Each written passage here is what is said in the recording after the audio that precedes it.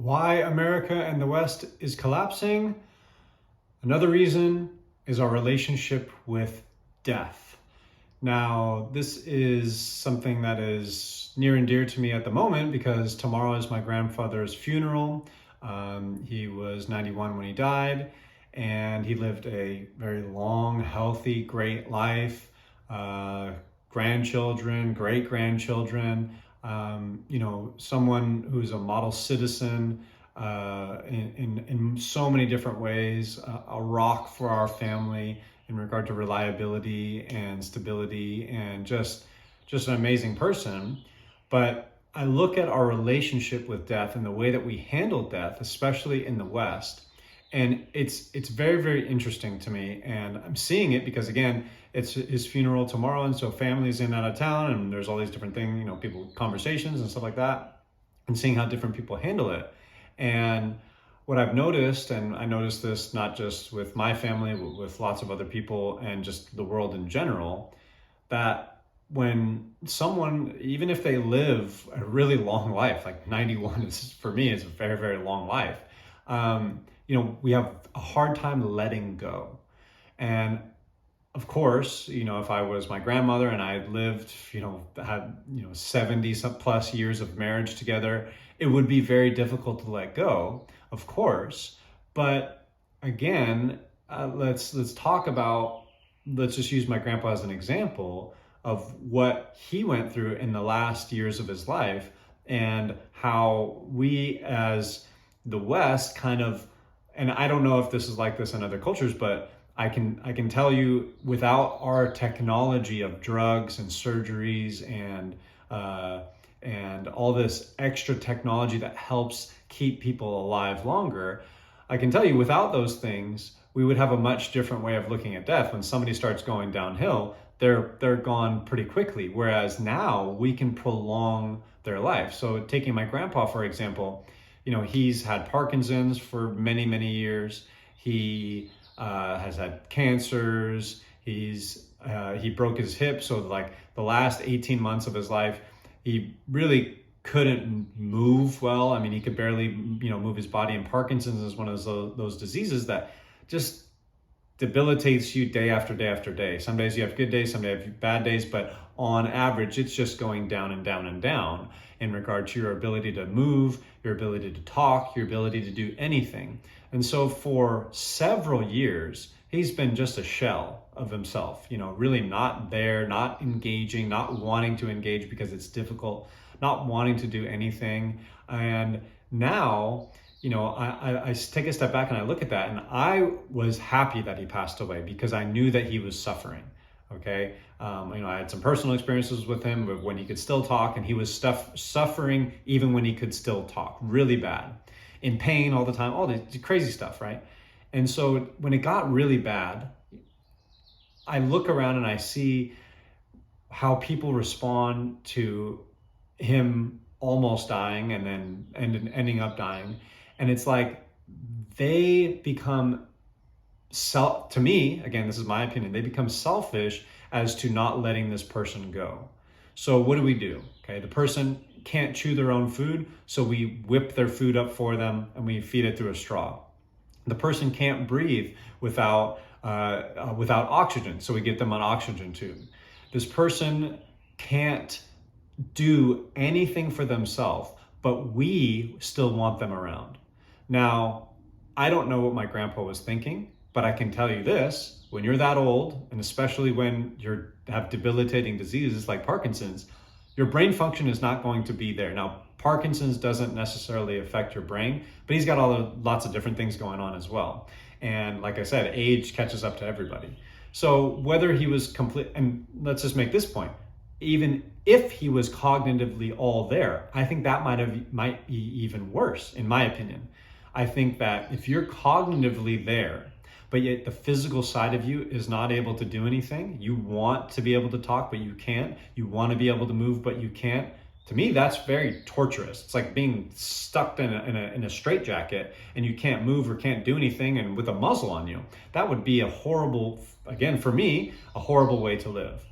But again, when I look at these things and I look at the people around him, and I see the people who are, like his wife, are, struggling to let go as he gets, more and more close to the end. I look at it and I go, why are we, especially when somebody is that old, or if they're that down the line, like they're really, really, really in bad shape, why are we holding on and hoping? Because it's not like you're hoping for a miracle with that person. If he's 21 and he had some accident and we're hoping that he's going to make a recovery, that's different, right? That surprise accidents, freak diseases, all that type of stuff, of course, I can understand why people would be, unable to bear with it, and it would just wreck their life, their emotional state, and it would affect them tremendously. But when someone's lived such a long life, and in this Western world, we have the ability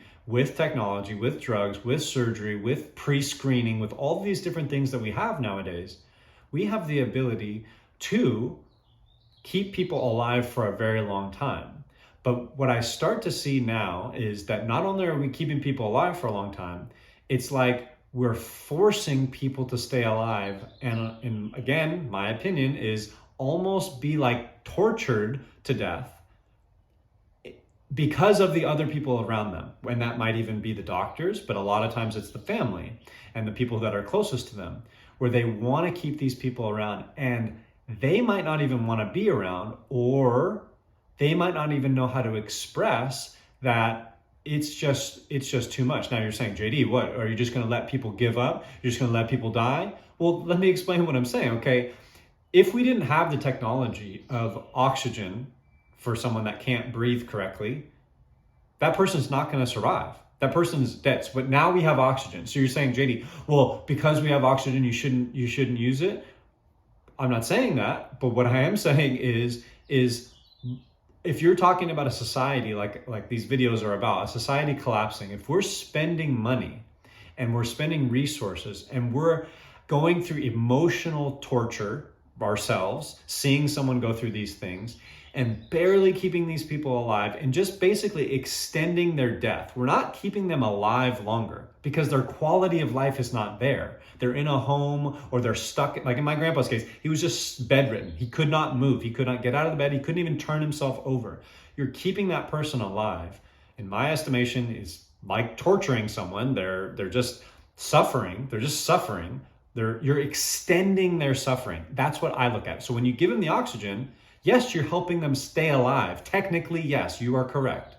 But what I'm trying to say is are we really helping the situation on all levels? On all levels. Now, I know you're saying, well, if somebody takes a little bit longer to die, somebody could accept the death a little bit better. And that might be true. But again, that's someone else trying to accept that this person is we're not going to live forever, folks. We can't live forever. And this gets back to kind of my main point with our relationship with death, is I think that we're starting to think that we should be able to live forever, that we should all be around for 100, 150 years. And more technology is being put in, more and more effort is being put into research behind how to keep people alive. But I think you live, you have kids, or if you're fortunate enough to have kids and maybe grandkids and great-grandkids, it's like, what are you really here to do? We need people to pass along knowledge, which is perfect. I've talked about that. That's one of the main reasons why we're collapsing, is because we don't transfer the knowledge. So we want people to stay alive. But to me, at what point are we, again, just extending people's suffering so that we, the people who are younger or more healthy or whatever it might be, are happy about you staying alive? It's like this person isn't communicating. They're not participating in their own life. They're not participating in your life. They're a burden on society. They're a burden to other people around them. And that sounds like a harsh thing, but my grandpa would be the first one to tell you that. He's somebody who took care of everything, okay? Military man, okay? Tough, hard-nosed, never complained about anything ever in his life, and always was there to help other people. And for him to have to get help in all these different ways, he feels like he's a burden. Now, I don't mean like, hey, it's a burden that we can't carry. But again, when we're talking about society and we're talking about money and we're talking about all these different things that are happening with us and the emotional load that goes on with it, is it worth it? Is it worth it to extend someone's suffering that long? Now, I don't know what the solution is. Do you just say, all right, buddy, we're not going to feed you anymore. We're not going to give you oxygen. We're not going to do anything. Like, I don't know what the solution is, but I know that if our relationship with death was better, if we looked at death and we looked at someone who has lived a long life and then they started to have this deterioration process, we wouldn't be freaking out after every little thing that happened. Take the whole pandemic, for example. What was our whole, this is what's interesting to me. Our whole idea behind at least the beginning of the pandemic was protect the people at risk. And the people at risk that we thought were at risk at the most were elderly, which they were, right? The elderly people, the immunocompromised, all that kind of stuff. But the elderly people, when you talk to them, a lot of them were like, we don't want to be protected. We want to actually live our lives. Think about how many people didn't get to see their family before they died because no one was allowed to go see them, whether that be in a home or whatever, or limited access to that, or they were in a hospital. And so they weren't able to enjoy the rest of their life out of what? Us trying to protect them. So this goes back to that was on a macro scale as an entire globe where we were putting these policies in to try to, again, protect people. And then now we're also trying to protect people by, again, giving them things like medications and surgeries and oxygen and all these types of things. Are we doing more harm than good? Again, I don't know, but our way of looking at death, we're not going to live forever. And if we continue to just hold on and hold on and hold on, and then when someone dies, even if they have Parkinson's, cancers, all these different issues going on in their body, we look at that and we go, I can't believe it. I can't believe they're gone. What do you mean you can't believe? How is our relationship with death so bad that when you see someone that can't speak, can't talk, can't move, can't do anything with their body, and you're upset that that person has left? I was celebrating his life. I was so glad when I heard that because I was like, I know now he's not suffering. Any suffering that he was going through, again, he might not have been suffering, although I knew he was because he told me directly before he couldn't speak and before he couldn't do any of this stuff. But I say, thank you that he is finally out of his suffering and he can rest in peace, as we say. But our ability not to let go keeps people around longer. And I think that this leads to lots of weird things because this also comes to people who are younger, but who have treated themselves really, really badly. They're not healthy. They don't take care of themselves. They don't do the basic things for their body. And we wonder why they're sick and they're dead. And I look at that and I go, well, if I bang my head against the wall until I crack my skull and you can see my brain, you would say, yeah, you did that, right? That's an obvious scenario. But if I'm smoking and drinking and, stressing myself out by, spending tons of money on doing all these different things and being risky with my life, and then I have cancer or I have these types of things that come out, and we know now how these things come out, not all of them, but we know, we're getting smarter, we understand the body, we understand what happens to us when we put ourselves through these things. Why are we surprised? Why do we have such a hard time accepting things when it's right there in front of us? So I look at that and I see our way of thinking, especially around death, trying to stay alive forever, not accepting it even when people have lived a really long life, a great life, and they're in the decline, they're suffering, but we have this hard time letting go. I see that as a problem for our society because it's an emotional load, it's a financial load. I mean, think about how many people are in hospitals right now that were just like my grandpa, right? And my grandpa, fortunately, wasn't in a hospital. He was in a home. So he was healthy enough to not have to have all these different things attached to him. He only had a few, but even, like I said, even those few things, if we got rid of them, he wouldn't be here.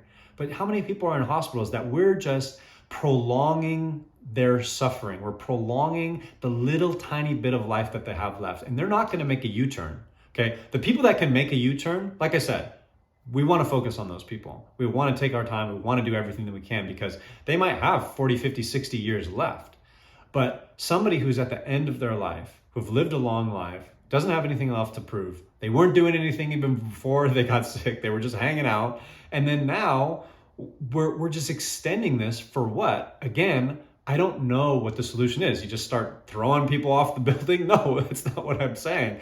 But when we don't have that relationship, when we look at things as, oh my God, I can't handle this, the stress that it gives us, the load on the financial system, the healthcare system, it's going to be tough because if people are going to live longer and we're going to compound that fact with we're not letting them go, all of our money is going to be spent on these people. And what's that going to do for the rest of us? Is there going to be any room in hospitals? We just went through this with the pandemic. It was hard for people to get into hospitals. Now, there was a lot of mismanagement going on. There was a lot of other things that contributed to that. But imagine if something like this happens in 20 years and there's way more people in the hospitals because of these issues. A great book that discusses this is The Giver. And it talks about like this transition from life, and it's a very interesting book because it's kind of like what I'm talking about. And I don't want to be the giver. I don't know if that's right for our society. And it was a weird book, but again, if we don't come to realization with these things, it's going to smack us across. And I think it already is smacking us right across the face. We're just not accepting it. We're not seeing it, or we're at least not doing the numbers on a daily basis to see what it's costing us and what we're getting out of it. Like I said, it'd be one thing if we were putting out all this effort and energy, stress and strain, and we were seeing people have much better quality of life and they were extending their life and they were able to be with their family and things like that. But that's not what I'm seeing. I'm seeing people, like I said, just be hung on by a thread. And again, all of that money and time and effort and energy is just, I don't want to say wasted, but it kind of is being wasted. So what do we do about that, especially as that number goes up and up and up? It's an interesting thing, but I look at somebody who's lived a long life, and it should, like, funerals should be a celebration of life. That's what I believe. Yes, it's hard. Yes, it's tragic. But at the same time, somebody's lived a very long life, a healthy life, has been able to influence so many people like my grandfather did.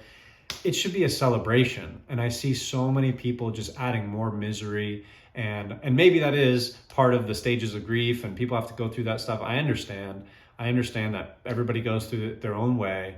But I think that us in the Western world, because of our technology, because we can, I made a video with about Jurassic Park and OnlyFans girls. And the quote from Jurassic Park was, your doctors, your scientists were so busy thinking about whether or not they didn't think about whether or not they should when they're talking about making these dinosaurs come back to life. And I think that's the same sort of issue that we're having right now.